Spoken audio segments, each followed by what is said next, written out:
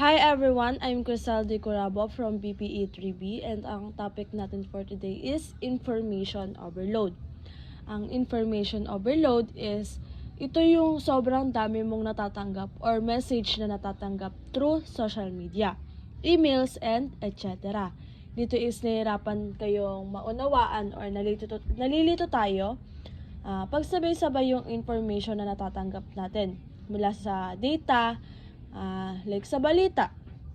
Iba yung balita na natatanggap mo sa social media, iba yung natatanggap mo sa email, iba yung natatanggap mo through TV.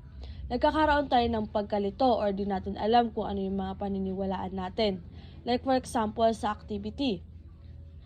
May mga pinapagawa yung mga teachers nyo or prof nyo ng activity and hindi mo alam kung paano gawin or kung kailan ipapasa.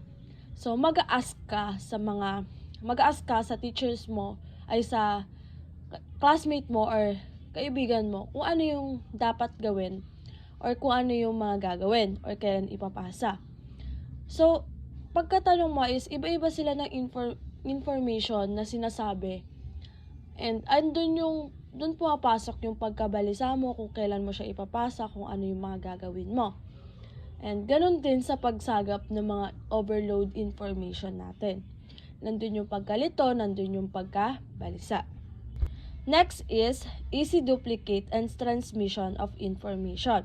Sabi naman dito is napapadali ng technology ang pagbahagi or pagbibigay ng mga information sa pamamagitan ng pagduduplicate or pagkakopy ng info para ipadala sa maraming tao. Like for example is yung pag walang pasok, mas madali mong ma-share sa GC or sa Facebook yung information na yon para malaman ng iba na walang pasok. Another example is yung sa Google Classroom or Gmail. Mas mapapadali mong ipadala yung mga information like pag may assignment or may activities, the next day, mas madali nilang ipadala sa mga students yung need nilang gawin para makapaghanda sila the next day. And mas madaling makapag-copy ng mga document and mabahagi sa ibang tao. Next is increase in communication method. Sabi dito is mas mahirap makipag-usap or makipag-communicate dati kumpara ngayon. Kasi now is maaari tayo makipag-communicate sa pamamagitan ng pag-text, paggamit ng email, pag-video call, paggamit ng messenger, ganon. Like for example is, maaari kang makipag-talk sa mga friends mo, sa mga klase mo, sa pamamagitan ng WhatsApp, Messenger, Facebook, ganon. Pagsasend ng picture, pwede ka gumamit ng Instagram, Telegram, like that. Example din dito is yung pag-online class. Gumagamit tayo ng Google Meet. Lahat is may iba't ibang paraan para makipag-usap or makipag-communicate. Next is growth archive of historical information. Dito naman is yung pag-archive ng mga historical information like old image, papers. Ginawa ito para mas madali mong mahanap or matuklasan through online. Like for example is pwede kang maghanap ng mga pictures ng lugar or bayan mo noong 100 years ago na yun nakakalipas. Pwede mo siyang i-search sa internet. Another example is pwede kang maghanap or magbasa ng mga letter na sinulat ng mga famous person from 100 years. 100 years through online. Next is mobile social media and mobile commerce. Dito naman is yung first is mobile social media.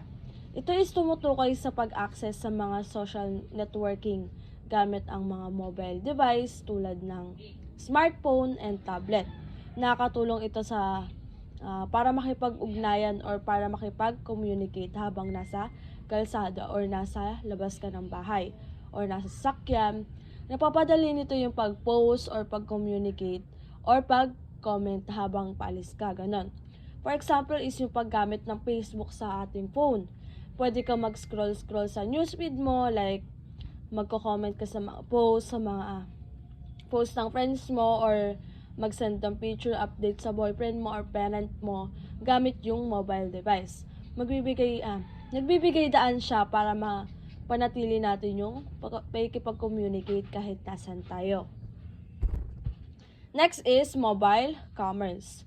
Ito naman po is mapapadali yung pamimili gamit yung ating mobile device. Like for example is Shopee or TikTok.